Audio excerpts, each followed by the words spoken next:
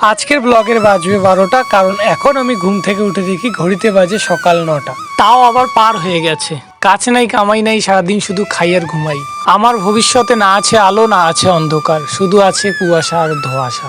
আজকে সারাদিন দেউনিয়াগিরি করে কাটাবো আর একটা ছোট্ট ব্লগ বানাবো। তো চলো শুরু করা যাক।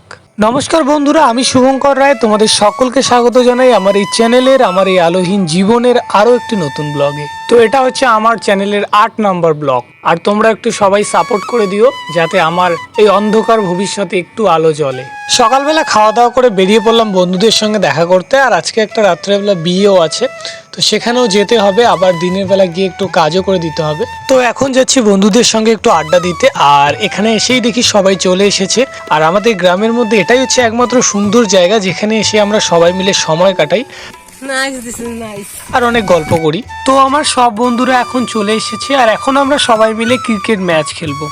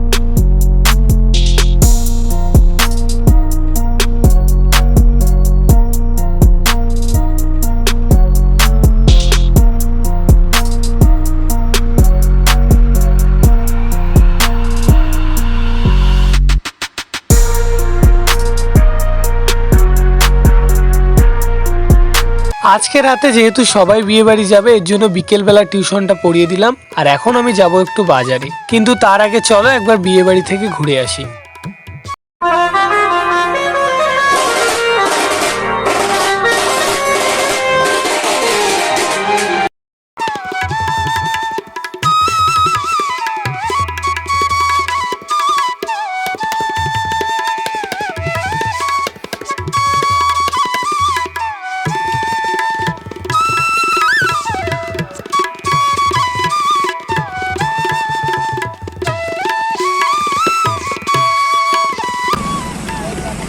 ওই ড্রিল মেশিনটা কোথায়?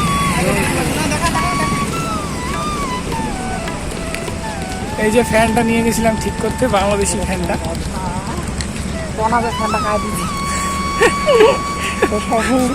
আল্লাহ, জগন্নাথের প্রসাদ ফ্যান। হাই গাইস, আজই আর নিন হবে না, রাতি ফ্যান হয়েছে নষ্ট। ঘুম আজ পাড়ের বাড়ি, কি করবেন, পোড়া কপাল। ফ্যান তো ঠিক করার জন্য নিয়ে গিয়েছিলাম, কিন্তু ফ্যান তো ঠিক হলো না, তাই ভাবলাম চলো সবাই মিলে চা খাওয়া যাক।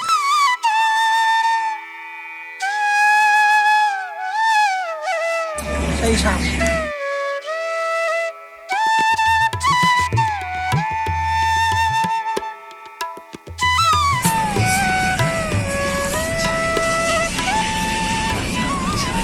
ঠান্ডা হবে, চাই উপরে ধরিবে নিছো, নকল ডুবিতে আপনি হাসা অবস্থায় খাওয়া যাবে না। আর এখন যাচ্ছি বাড়িতে, আর বাড়ি গিয়ে সোজা বিয়ে বাড়িতে চলে যাব।